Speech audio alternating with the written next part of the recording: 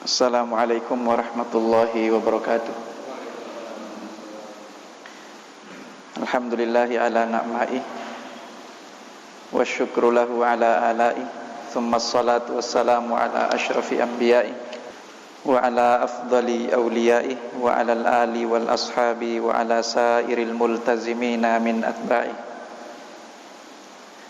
Asyhadu an la ilaha illallah wahdahu la syarika lah wa asyhadu anna nabiyyana Muhammadan abduhu wa rasuluhu alladzi la nabiyya ba'dah. Allahumma 'allimna bima yanfa'una wanfa'na bima 'allamtana wa zidna ilma. Allahumma inna nas'aluka ilman nafi'a wa rizqan thayyiba wa amalan shalihan mutaqabbala. Allahumma amin. Ada dua hal lagi yang tidak banyak disadari oleh manusia, oleh banyak orang, terkait dengan kasih sayang Allah itu kepada kita manusia. Yang pertama adalah bahwa ternyata semua makhluk yang Allah ciptakan di alam ini, baik itu yang ada di langit maupun yang ada di bumi, makhluk-makhluk besar atau yang terkecil sekalipun, makhluk yang hebat atau yang sederhana sekalipun, ternyata semua setelah Allah menciptakan Adam alaihissalam, Allah kemudian menundukkan semua makhluk itu untuk kita manusia. Makanya kalau kita buka Al-Quran, kita akan temukan bahwa semua makhluk disebutkan oleh Allah Subhanahu wa Ta'ala, bahwa seluruh makhluk itu sudah ditundukkan oleh Allah untuk kita manusia. Menundukkan itu di dalam Al-Quran, Allah menggunakan kata sakhar. Sakhar yusakhiru itu artinya semua itu tunduk terhadap kemauan Allah, dan kemauan Allah itu adalah bentuk keperluan manusia. Ada misalnya firman Allah yang mengatakan wa sakhkhara lakumus syamsa wal qamar. Sakhkhara lakum, Allah memudahkan atau menundukkan untuk kalian asyamsa wal qamar, matahari dan bulan. Itu makhluk hebat itu. Matahari dan bulan itu semua ditundukkan oleh Allah untuk kepentingan kita manusia. Wa sakhkharal laila wan nahar, Allah menundukkan malam dan siang. Ada juga di dalam ayat yang lain wa sakhkhara lakum ma fis samawati wa ma fil ardh. Semua makhluk yang ada di langit dan semua makhluk yang ada di bumi itu semua dimudahkan oleh Allah Subhanahu wa Ta'ala untuk kita manusia. Bahkan satu lagi yang harus kita pahami, satu lagi. Makhluk yang paling mulia kira-kira apa? Yang tanpa melalui seleksi. Kalau kita manusia ini kan bisa jauh lebih mulia tapi melalui seleksi. Malaikat. Bahkan malaikat sekalipun itu semua ditundukkan oleh Allah Subhanahu wa Ta'ala untuk kebutuhan dan kepentingan kita manusia. Makanya ketika Allah menciptakan Nabi Adam alaihissalam, Allah ingin membuktikan bahwa semua makhluk hebat itu sudah Allah tundukkan untuk kepentingan manusia. Itulah ternyata makna firman Allah ketika Allah katakan kepada malaikat untuk bersujud kepada Adam. Itulah makna firman Allah itu.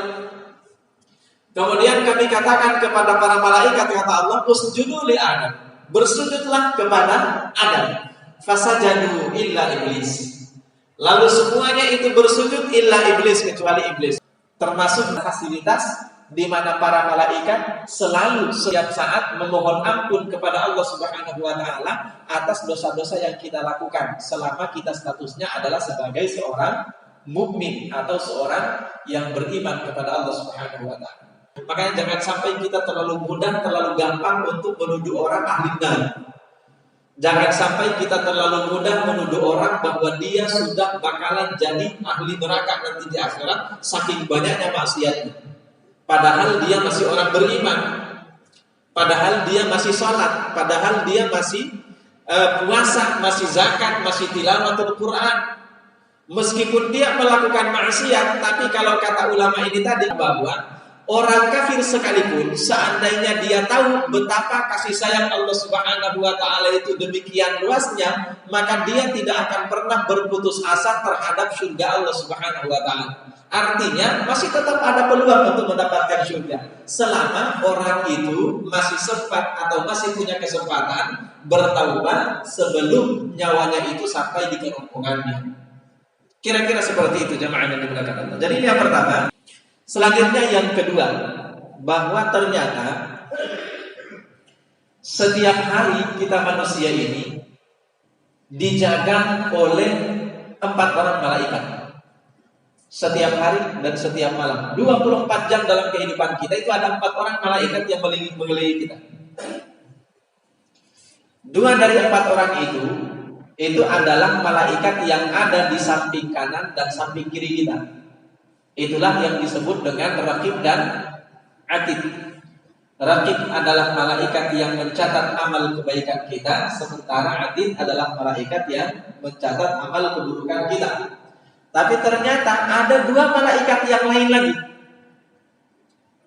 Apa fungsi atau tugas dari 2 malaikat yang lain itu? Ini 2 malaikat yang lain ini, yang satu ada di depan, yang satu lagi ada di belakang. Apa fungsinya? Ternyata fungsi mereka berdua adalah menjaga manusia itu dari semua bahaya yang bisa ditimbulkan oleh makhluk yang lain, baik itu jin atau manusia itu sendiri atau binatang buas atau makhluk-makhluk apapun. Termasuk diantaranya adalah musibah yang diturunkan oleh Allah Subhanahu wa Ta'ala.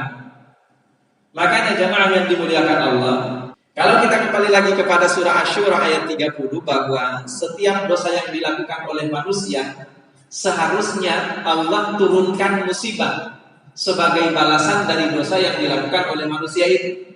Tapi pada kenyataannya itu tidak terjadi.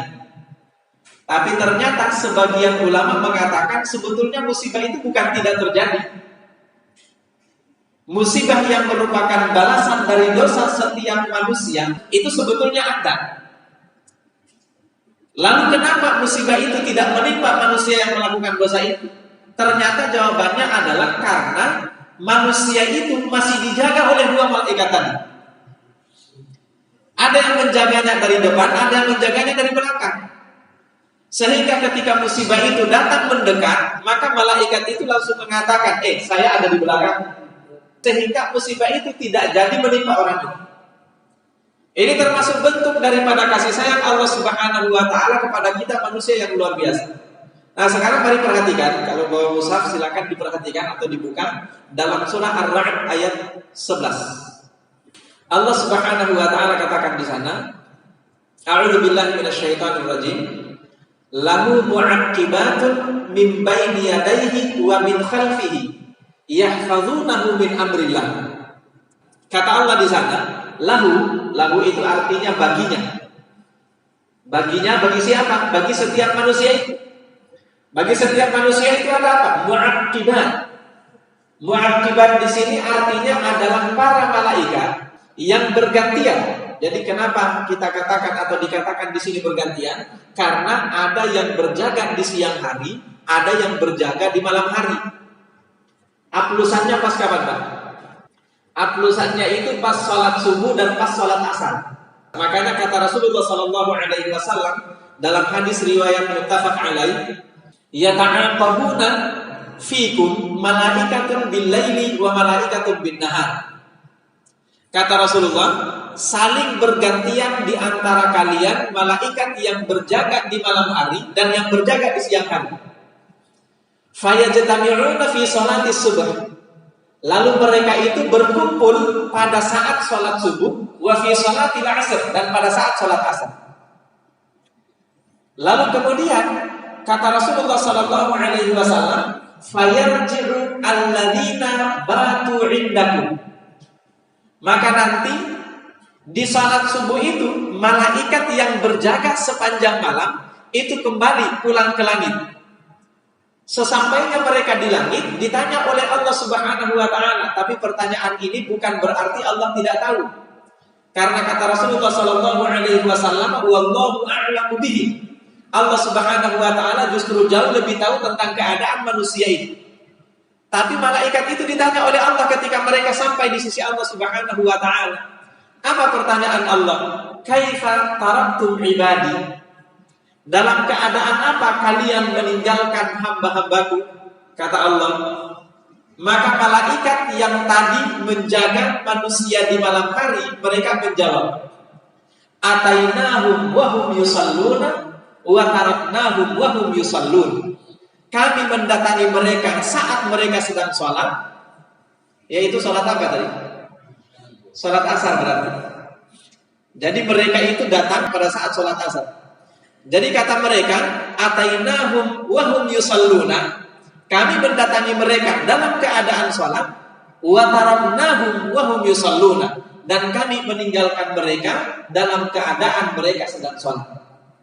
Jadi tadi Bapak Ibu yang dirahmati Allah, saat kita sholat subuh tadi itu malaikat sedang akul tadi. Tapi yang pergi berangkat meninggalkan kita, mereka sudah punya catatan. Kita sedang sholat saat mereka meninggalkan kita. Nah sama juga dengan nanti pada saat kita sholat asar nanti.